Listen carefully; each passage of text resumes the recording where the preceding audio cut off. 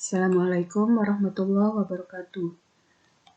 Saya dari perwakilan kelompok 2 akan mencoba menyajikan hasil tugas dari kelompok kami. Kelompok kami mengambil penelitian yang berjudul pengaruh sikap siswa dan kebiasaan belajar siswa terhadap hasil belajar matematika. Rumusan masalah yang kita ambil adalah apakah terdapat pengaruh langsung X1 terhadap X2? Apakah terdapat pengaruh langsung X1 terhadap Y? Yang ketiga, apakah terdapat pengaruh langsung X2 terhadap Y? Tujuan penelitian ini adalah untuk mengetahui pengaruh langsung X1 terhadap X2, mengetahui pengaruh langsung X1 terhadap Y, dan mengetahui pengaruh langsung X2 terhadap Y. Teknik analisa data yang digunakan adalah analisa jalur. Hipotesis penelitian yang pertama, terdapat pengaruh langsung signifikan X1 terhadap X2, yang kedua terdapat pengaruh langsung signifikan X1 terhadap Y, yang ketiga terdapat pengaruh langsung signifikan X2 terhadap Y.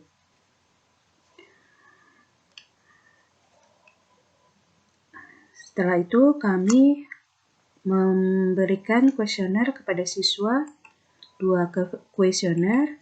Yang pertama kuesioner kebiasaan belajar yang terdiri dari 21 poin.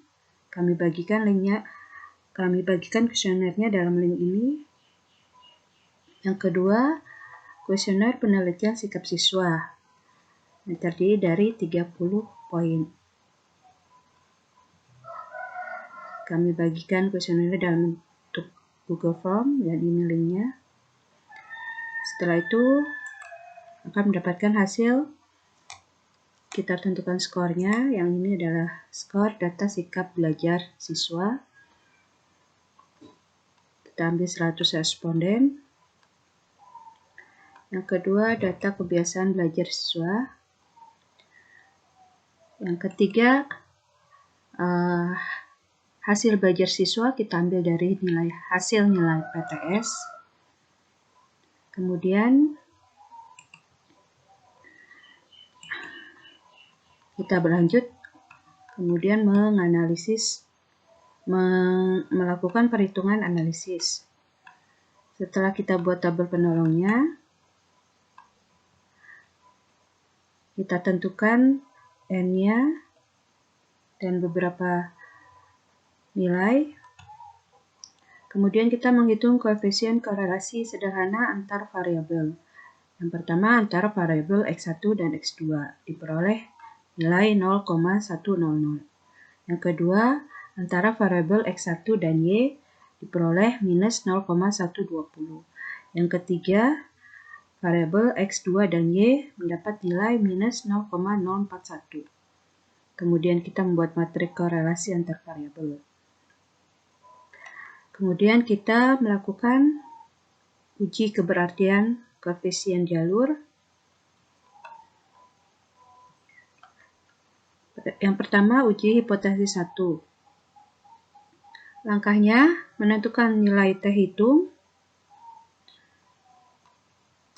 Setelah kita hitung, mendapatkan nilai 0,991. Kemudian kita menentukan nilai T tabel, diperoleh 1,9845. Kita bandingkan nilai T hitung dengan nilai T tabel. Karena T hitung lebih kecil dari T tabel, maka HO diterima dan H1 ditolak. Artinya terdapat pengaruh langsung yang signifikan X1 terhadap X2.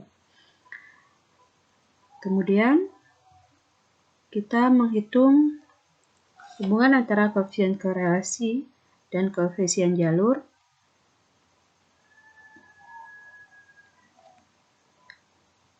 Dengan cara eliminasi, diperoleh P32 sama dengan minus 0,029.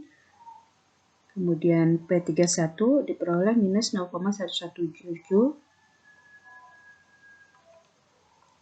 Langkah selanjutnya, menguji keberartian. Hipotesis 2, 1. Menentukan nilai T hitung. kita tentukan koefisien determinasi Y atas X1 dan X2 diperoleh nilai 0,015. Kemudian kita masukkan ke dalam inverse matrix dari variabel eksogen. Diperoleh C11 dan C11 dan C22 sama dengan 1,01. Sehingga diperoleh T hitungnya minus 1,17.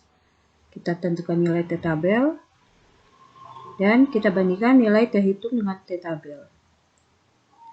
Karena T hitung lebih kecil dari T tabel, maka HO diterima dan H1 ditolak. Maka artinya tidak terdapat pengaruh langsung yang signifikan X1 terhadap Y.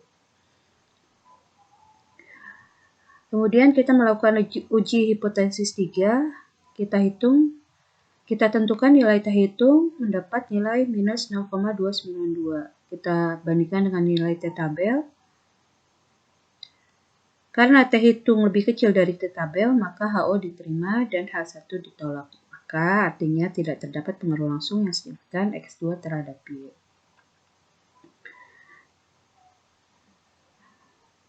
Kemudian berdasarkan hasil perhitungan di atas, kita tentukan pengaruh langsungnya P21 sama dengan 0,100,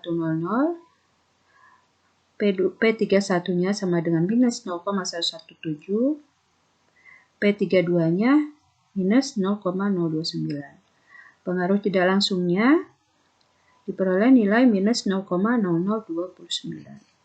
Kesimpulannya, tidak terdapat pengaruh langsung yang signifikan sikap belajar siswa terhadap kebiasaan belajar siswa. Yang kedua, tidak terdapat pengaruh langsung yang signifikan sikap belajar siswa terhadap hasil belajar siswa. Yang ketiga, tidak terdapat pengaruh langsung yang signifikan kebiasaan belajar siswa terhadap hasil belajar siswa. Sekian penyajian dari kelompok kami. Mohon maaf atas segala kekurangannya. Kami sangat membutuhkan kritik dan saran untuk kebaikan ke depannya. Terima kasih Bu Sinta. Assalamualaikum warahmatullahi wabarakatuh.